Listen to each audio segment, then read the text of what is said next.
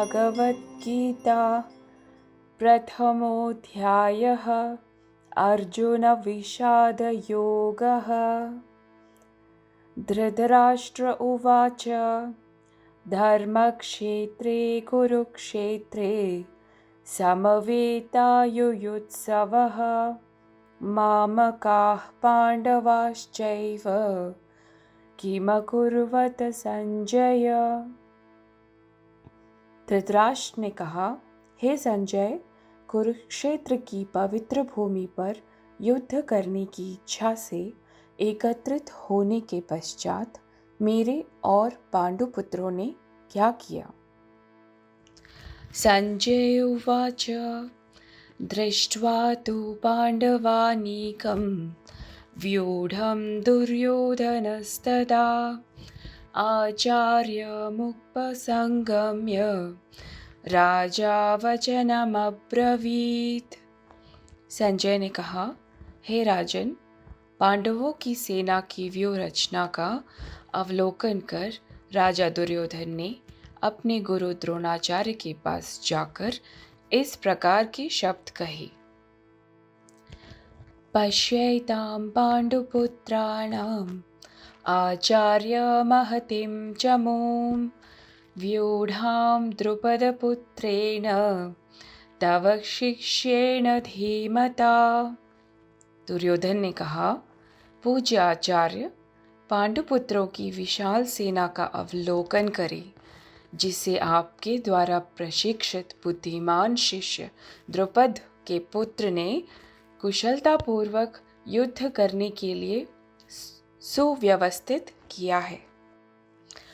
अत्र शूरा महेश्वासा भीमार्जुन समायुधि युयुधानो विराटश्च द्रुपदश्च महारथः दृष्टकेतुश्चेकितानः काशीराजश्च वीर्यवान् पुरुजित् कुन्तिभोजश्च शैभ्यश्च नरपुङ्गवः युधामन्युश्च विक्रान्त उत्तमौजाश्च वीर्यवान् सौभद्रो द्रौपदेयाश्च सर्व एव महारथाः। यहाँ इस सेना में भीम और अर्जुन के समान बलशाली युद्ध करने वाले महारथी युयुधान, विराट और द्रुपद जैसे अनेक शूरवीर धनुर्धर हैं। यहाँ पर इनके साथ दृष्टकेतु, चेकितान, काशी के पराक्रमी राजा काशीराज, पुरजित, कुंतीभोज और शैभ्य सभी महान सेनानायक हैं। इनकी सेना में पराक्रमी युधामन्यु, शूरवीर उत्तमौजा, सुभद्रा और द्रौपदी के पुत्र भी हैं, जो सभी निश्चय ही महाशक्तिशाली योद्धा हैं। 1 से 6 श्लोक हैं पहले, वो एक ढंग से बैकग्राउंड सेट कर रहे हैं पूरे युद्ध का, और आगे बताएंगे कि वो अर्जुन क्यों दुविधा में जा रहा है, क्यों उसे वो मोह आ रहा है, क्यों अपने धर्म से पीछे हट रहा है वो, और ऐसी क्या वजह है कि श्री कृष्ण के होते हुए भी वो सत्य को नहीं देख पा रहा है। वो अपने अभी तक संस्कारों में डूबा हुआ है। तो जो शुरुआत होती है, धृतराष्ट्र संजय से कहते हैं कि उनके पुत्र और पांडवों ने क्या किया। ऐसा ही होता है, हमारा जो मन होता है वो हमेशा एक द्वेष में, एक अंधकार से शुरू होता है। बिकॉज माइंड जो है उसे हमेशा लग रहा है कि वो सही है, उसे हमेशा लग रहा है कि जो जो उसने पढ़ा है, जो जो सीखा है वो सही है, और एक बार वो उसकी धारणा में बन जाती है तो वो फिर उसी को ही सत्य मानता है, और बाकी सारी चीज़ों को वो कहता है कि ये सही नहीं है। इसीलिए इतनी सारी जजमेंट्स हैं, इतनी सारी प्रॉब्लम्स हैं। ऐसे ही एक सीकर जब भी कोई शुरुआत करता है अपनी लाइफ की, अपनी स्पिरिचुअल क्वेस्ट की, तो उसे पहले ऐसा नहीं होता कि वो बिल्कुल ही अज्ञान में आ रहा है। बहुत ही कोई कम, कोई ऐसा ही लाखों करोड़ों में कोई एक होगा जो इतना खाली होके आए। हर कोई भर भर के आते हैं, ज्ञान लेके आते हैं, शिक्षा दीक्षा साधनाएं सब कुछ लेके आते हैं। और जब इतना सब लेके आते हैं, उनका वो ज्ञान ही अज्ञान बन जाता है। इसलिए फिर उन्हें इतनी सारी बार बार चीजें पूछनी पड़ती हैं। बार बार उन्हें पूछना पड़ता है कि क्या हो रहा है, क्या चल रहा है, सही जा रहे हैं नहीं जा रहे हैं। और बार बार वो वैलिडेशन मांगते रहते हैं हम। मैं हमेशा कहता हूँ कि जो व्यक्ति पहुंच गया है, स्थित हो गया, वो वैलिडेशन नहीं मांगता है। वो अपने आप में स्थित है। उसकी जो सहजता है, उसका जो धर्म है, उसका जो सत्य है, वो उसके स्वयं आंतरिक भाव से आ रहा है। वो उसका स्वभाव बन गया है। उसे किसी भी स्क्रिप्चर की या किसी गुरु की, किसी और की इंटरप्रिटेशन की आवश्यकता नहीं होती है। और अगर आवश्यकता है तो आप समझ लीजिए कि कहीं ना कहीं वो पहुंचा नहीं है। और वही स्थिति धृतराष्ट्र अभी, क्योंकि वो हम जानते हैं वो बचपन से अंधे हैं, वो देख नहीं सकते हैं, वह अंधकार में है। हालांकि उन्हें बहुत ज्ञान होगा, बहुत शास्त्रों का ज्ञान होगा, युद्ध नीतियों का ज्ञान होगा, लेकिन सत्य के प्रति उन्हें कोई ज्ञान नहीं है। और उसी अज्ञान में वो फिर संजय से पूछते हैं कि क्या हो रहा है, संजय बताओ मुझे, मेरे पुत्रों ने और पांडवों ने क्या किया। फिर आगे संजय, जो कि अपनी दिव्य दृष्टि से उन्हें बता रहा है। और कई लोगों के मन में अब आएगा कि क्या ऐसी दिव्य दृष्टि होती भी है या नहीं होती है। तो दिव्य दृष्टि के बारे में मैं जैसे एक ही बात समझा सकता हूँ कि यहाँ पे चेतना ही है सब कुछ। और जितनी भी सिद्धियां हैं या दिव्य दृष्टि है, जो कि एक बहुत बड़ी बात नहीं भी है, ये जो जितनी शक्तियां हैं और जो कनेक्शन है, इंट्यूशन है, टेलीपैथी है, टेलीकिनेसिस है, ये सारी चीजें चेतना ही अपने हिसाब से उसे चलाती है। क्योंकि ये जो भी भौतिक संसार आपको दिख रहा है, ये कुछ है नहीं असल में, मात्र चेतना है जो कि इंद्रियों के थ्रू इस सारे संसार को प्रोजेक्ट कर रही है अपने ऊपर। सो consciousness is projecting itself through the senses. और जो सेंसेस भी हैं, इंद्रियाएं भी, वो चेतना के ही बने और कुछ नहीं है। तो जब अगर संजय बता भी रहा है, तो आप ये कह सकते हैं कि संजय एक सिद्ध पुरुष है। ज्यादा से ज्यादा वो, उसने इतना ध्यान अपना केंद्रित कर लिया है कि वो बहुत सारी दूर होती हुई चीजों को भी वो देख पाए और बता पाए। और ऐसी चीजें बहुत हो सकती हैं। शुरुआत में अगर कोई व्यक्ति ध्यान कर ले, काफी दिन ध्यान गहरा होता जाए, तो बहुत सारी चीजें वो महसूस करने लगेगा जो उसने पहले कभी नहीं की। अपने प्रति महसूस करने लग जाएगा, दूसरों के प्रति महसूस करने लग जाएगा। इंट्यूशन पावर स्ट्रांग हो सकती है। हो सकता है दूसरों का मन भी पढ़ना शुरू हो जाए। जब मैंने शुरुआत की थी ध्यान की, जब मैं कहूँ कि एक तरफ से सीरियसली मैं स्पिरिचुअलिटी में गया था, तो बहुत बार ऐसा हुआ कि मैंने बिना कोशिश के मैंने सामने वाले की हालत पढ़ ली कि क्या चल रहा है उसके मन में।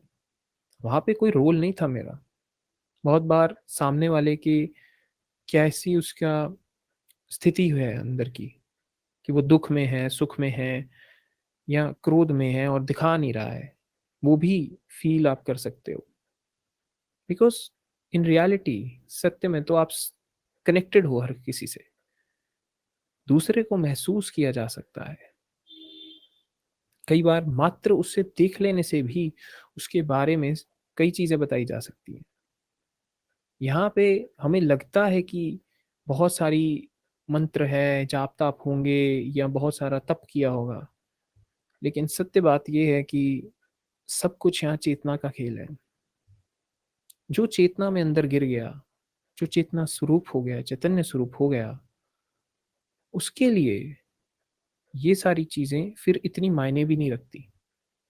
क्योंकि यहाँ पे फिर दो चीजें घट जाती हैं कि जिसे मैंने पढ़ा भी, सामने कोई व्यक्ति जो मुझे दिख रहा है कि मुझसे अलग है, वो सत्य में है नहीं।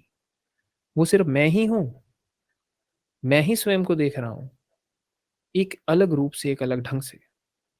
मैं ही हूँ जिसके लिए इतनी सारी चीज़ें प्रकट हो रही हैं। मैं ही स्वयं को प्रकट कर रहा हूँ।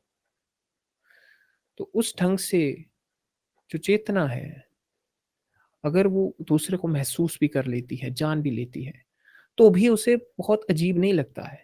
अजीब तब लगेगा जब वो पहुँचा नहीं, स्थित नहीं है।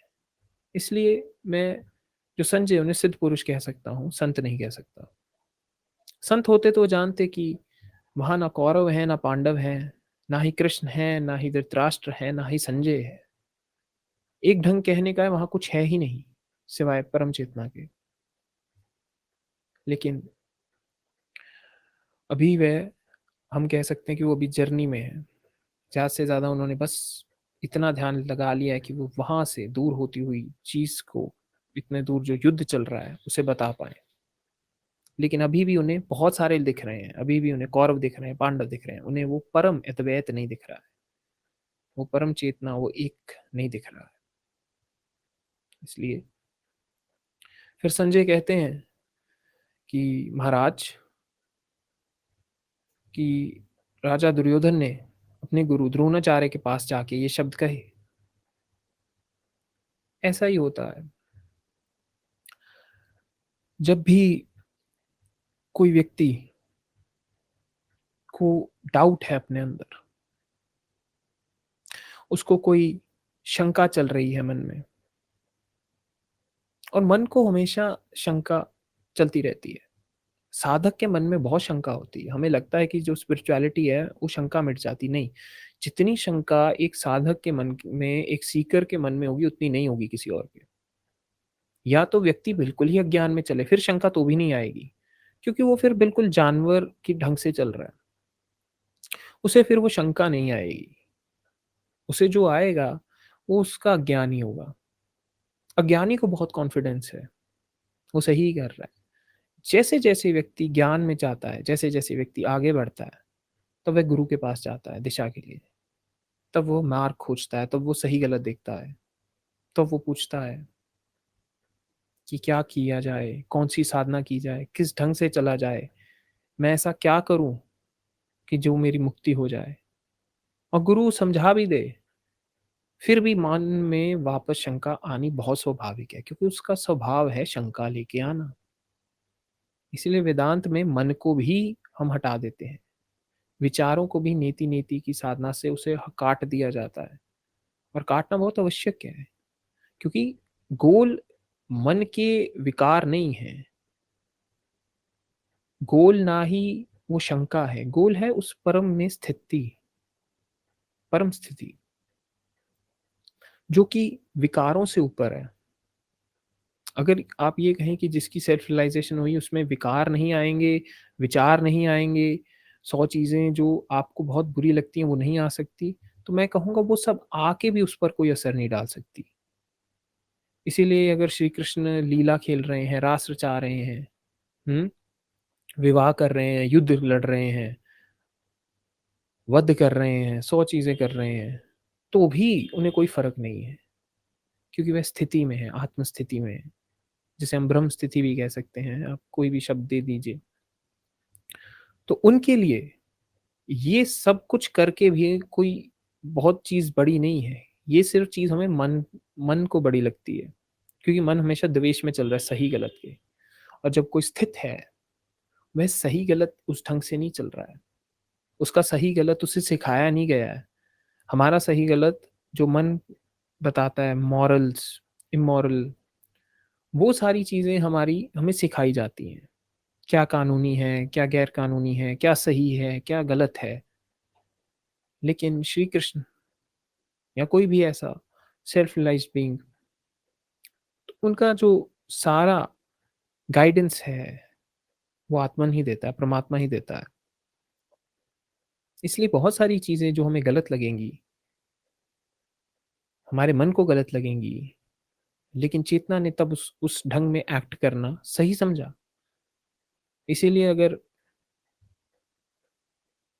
कर्ण को छल से मारा जा रहा है, भीष्म पितामह को छल से मारा जा रहा है, आचार्य द्रोण को अगर छल से मारा जा रहा है, और श्री कृष्ण बता रहे हैं कैसे मारना है, हमारे मन को बहुत गलत लगेगा।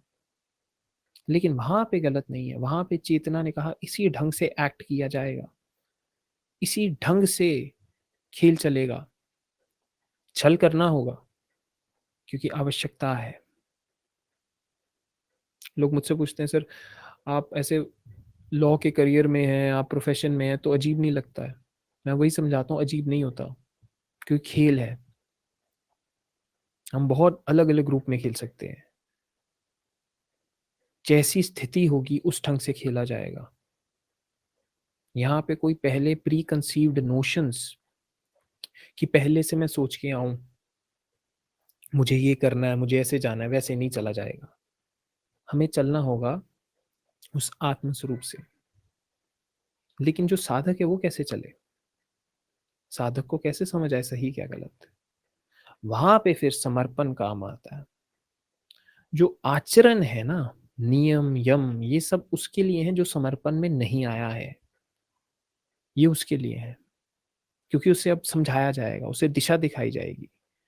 लेकिन जो समर्पण में घट के जी रहा है, उसके लिए वो फिर सब छोड़ देता है, वो छोड़ देता है कि क्या सही क्या गलत वो भी प्रभु बताएंगे।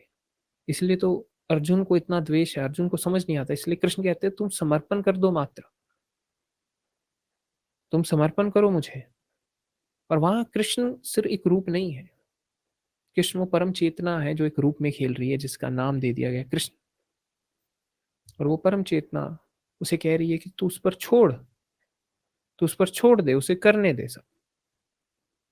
इसीलिए तो अगर अर्जुन एक बार में समझ जाता तो श्री कृष्ण को इतना इतना लंबा जो गीता का पूरा सार है अर्जुन को नहीं बताना पड़ता, क्योंकि अर्जुन को बहुत द्वेष है, अर्जुन को बहुत सारे उसके संस्कारों ने, उसकी कंडीशनिंग्स ने रोका हुआ है। इसलिए अर्जुन, आप पाएंगे कि गीता के ज्ञान के बाद भी कई बार आगे युद्ध में हिचकिचाएगा, क्योंकि ज्ञान ऐसी चीज नहीं है जो सिर्फ बोलकर समझा दी जाए या आप कहीं से पढ़ लें, वो स्वभाव में उतरना चाहिए। स्वभाव में उतरना बहुत आवश्यक है। जब तक नहीं उतरेगा तब तक जितना मर्जी ज्ञान दे दिया जाए, जितने मर्जी सत्संग लगवा लिए जाए, साधनाएं करवा ली जाए, तब तक वो घट ही नहीं पाएगा, तब तक वो साधना में ही चलेगा, व्यक्ति समर्पण में नहीं आएगा। तो इसलिए फिर जो मानसिक द्वेष को देखते हुए दुर्योधन जाते हैं अपने गुरु के पास और कहते हैं कि हे गुरुवर, ये देखिए पांडु पुत्रों ने और आपके जो शिष्य हैं द्रुपद उसके पुत्र ने कितनी विशाल सेना का प्रबंध कर लिया है, और अब वो विशाल सेना हमारे विरुद्ध लड़ेगी।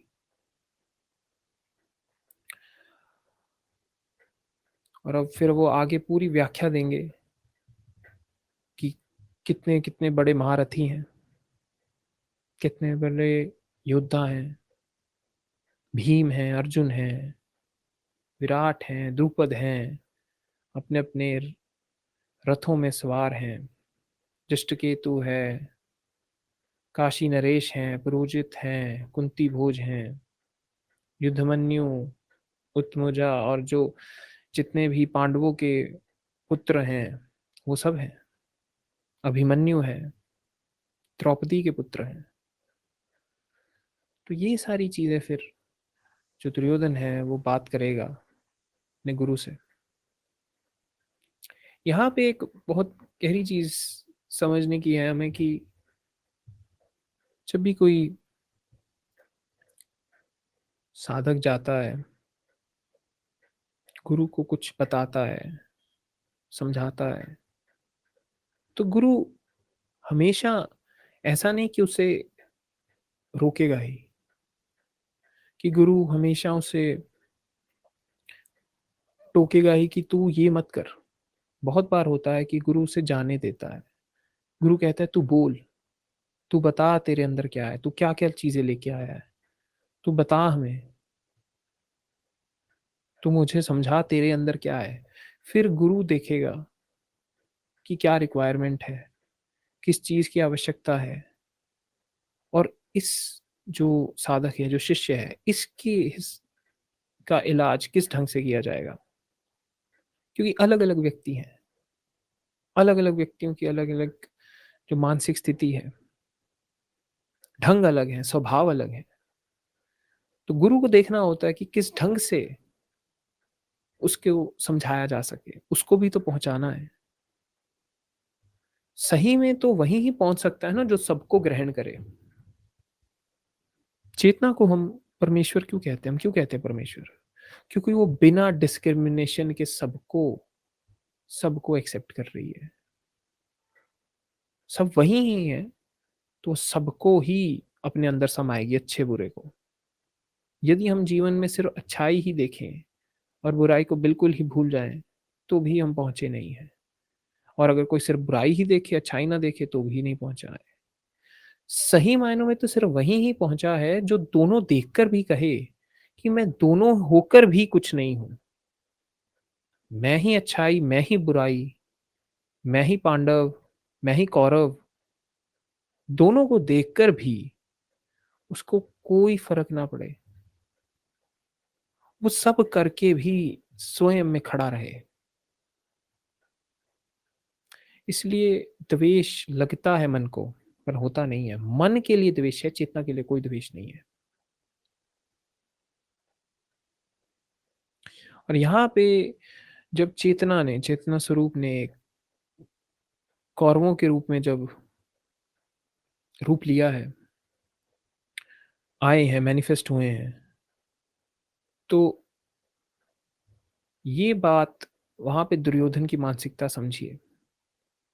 दुर्योधन जो कि है तो चेतना ही है, और कुछ नहीं है, परमेश्वर ही है दुर्योधन रूप में आया हुआ। और जो उसका गुरु है, जो फिर वही चेतना स्वरूप ही है, द्रोणाचार्य, उनसे बात करता है और फिर कहता है कि देखिए, ये आपके ही शिष्य ने ये कितनी बड़ी सेना बनाई है, कितने महारथी आए हैं, कितने कितने बड़े योद्धा आए हैं। भीम है, अर्जुन है, द्रुपदा है, दृष्टकेतु है, काशी नरेश हैं, इतने सारे योद्धा हैं, और सब अपने रथों पे सवार हैं गुरुवर। यहाँ पे एक चीज जो गहरी समझनी है कि जैसा मैंने बताया, चेतना ही सब घट रही है। तो सामने जो खड़े भी हैं पांडव बन के दुर्योधन के लिए, वह कह रहा है कि हे आचार्य, ये आपके ही शिष्य हैं। तो जो पहुंचा है, जो गहराई में देख सकता है एक के नजरिए से, वह कहेगा कि जो बुरा है और जो अच्छा है, मुझसे ही सब निकला है। मैं ही दोनों रूप में आया हूं, अच्छाई और बुराई में। मेरे दोनों रूप हैं, फिर भी मेरा कोई रूप नहीं है। मैं ही इस युद्ध में खड़ा होऊंगा दोनों ही पक्षों से, लेकिन मेरा अपना कोई पक्ष नहीं है। हम कहें एक ढंग है परमात्मा को कहने का कि परमात्मा कभी भी पक्षपात नहीं करता है। लेकिन यहाँ पे वो बात बड़ी अजीब लगेगी, क्योंकि श्री कृष्ण तो पांडवों की तरफ से हैं, कौरवों की तरफ से नहीं है। तो जब चेतना ही दोनों चीजें हैं, अच्छाई और बुराई, तो अच्छाई को जीतना क्यों आवश्यक है, बुराई को क्यों नहीं? बुराई भी तो जीत सकती है तो वो भी चेतना। हमें देवों को, अच्छाई को ही क्यों पूजना है? हम शैतानों को भी पूछ सकते हैं जब वो भी चेतना है। बहुत सारे बार बार मन में चीज आएगी, क्योंकि जब दोनों एक ही हैं, तो फिर चाहे देव को पूजो, चाहे राक्षस को पूजो, ऐसा क्यों? पहुंच तो हम दोनों इस जगह से ही जाएंगे। बहुत सारे साधकों के मन में, और जो भी व्यूअर्स हैं, सुन रहे हैं, उनके मन में ये आ सकता है कि जब दोनों ही चेतना है, तो क्यों क्यों हम अच्छाई की तरफ से खड़े हों? क्यों हम बुराई के साथ क्यों ना जाएं? वहां पे इतनी सारी चीजें हैं, ऐशो आराम मिलेंगे, और सच्चाई को मिल भी क्या रहा है, दुख आ रहा है। तो यहाँ पे एक चीज बहुत गहरी समझने की है कि चेतना जो परमेश्वर है उसकी अच्छाई के कारण ही वो बुरे को भी ग्रहण कर पा रहा है। अगर बुराई है तो वो अच्छाई को ग्रहण नहीं कर सकती, उसको समेट नहीं सकती अपने अंदर, क्योंकि जो अच्छाई भाव है, प्रेम भाव है चेतना का, वही सबका कल्याण चाह सकता है। इसीलिए कृष्ण कह रहे हैं कि कुरुक्षेत्र की भूमि पर जो जो भी यहाँ पे मारे जाएंगे, जिनका भी वध होगा, सबको मुक्ति प्राप्त होगी। ऐसा क्यों? एक साधक इतनी कोशिश करके नहीं पहुंच पा रहा, ये युद्ध करके मात्र अच्छाई बुराई के लिए ये मोक्ष पा लेंगे। तो यहाँ बात है कि किस गहराई से कहा जा रहा है, क्योंकि चेतना सब कुछ समेट लेगी अपने अंदर। चेतना के लिए युद्ध नहीं है, चेतना के लिए मात्र खेल चल रहा है। और चेतना देखेगी कि किस साइड को जितवाकर आगे इस कल्याण भाव को कंटिन्यू किया जाएगा। जो कल्याण भाव है ये चलता रहना चाहिए, इसलिए पांडवों का जीतना अनिवार्य है, धर्म का जीतना अनिवार्य है। अगर पाप जीत जाएगा, कौरव जीत जाएंगे, तो वो अच्छाई को ग्रहण नहीं कर पाएंगे। अच्छाई बुराई को ग्रहण कर लेगी, लेकिन बुराई नहीं कर पाएगी, क्योंकि है अगर वो भी चेतना, लेकिन वो चेतना का स्तर बहुत नीचे का है। वो उतना बड़ा स्तर नहीं पहुंचा है कि समग्र को अपने अंदर समेट ले। हालांकि पांडव भी उस स्तर तक नहीं पहुंचे हैं, अभी वे मात्र बुराई से थोड़े ऊपर हैं। अभी उन्हें इतना है कि हमें अच्छाई के लिए लड़ना है। अगर वहां पूरे महाभारत के युद्ध में अगर कोई पहुंचा है तो वो है अभी सिर्फ कृष्ण है।